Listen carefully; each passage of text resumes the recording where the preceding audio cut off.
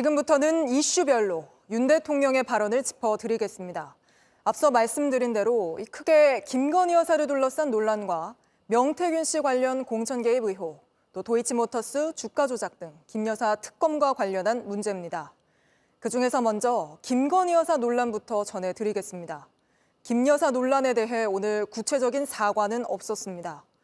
오히려 과거 유경수 여사도 청와대 야당 노릇을 했다며 윤 대통령은 영부인 역할의 필요성을 강조했습니다. 또 그걸 국정농단이라고 하면 국어사전을 다시 정의해야 한다는 말까지 했는데 먼저 박사라 기자가 보도합니다. 윤석열 대통령은 김건희 여사의 국정 개입 의혹을 부인하면서 영부인의 역할론을 주장했습니다.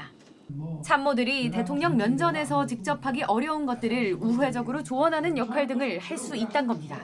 대통령 부인이 대통령을 좀 도와서 어쨌든 선거도 좀 잘 치르고 국정도 남들한테 좀 욕 안 얻어먹고 좀 원만하게 잘 하기를 바라는 그런 일들을 국정농단이라고 그런다면은 그거는 국어사전을 좀 다시 좀 정리를 해야 될 것 같다는 생각은 좀 들고요.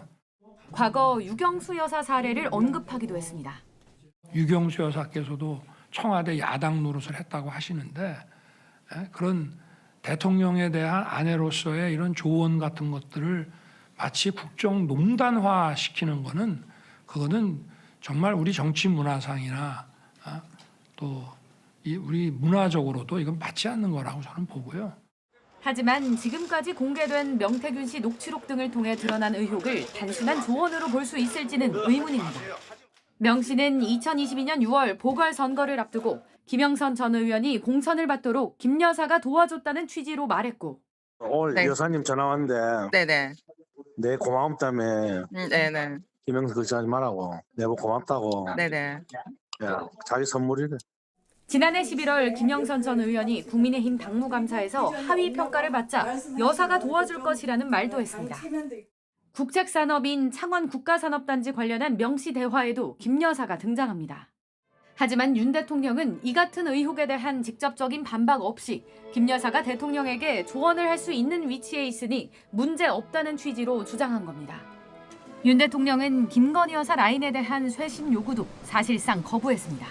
김건희 라인이라는 말은 좀 굉장히 부정적인 소리로 들립니다. 저는 행정관이나 비서관들에 대한 보고도 필요할 때는 직접 제가 받습니다마는 자기 업무가 아닌 거에 대해서 저한테 얘기하면 야단도 치고 개똥 밟아서 다시 하라고 딱 하고 있습니다.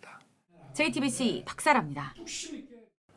JTBC 뉴스를 시청해 주셔서 고맙습니다. 저희는 저녁 6시 50분 뉴스룸에서 뵙겠습니다.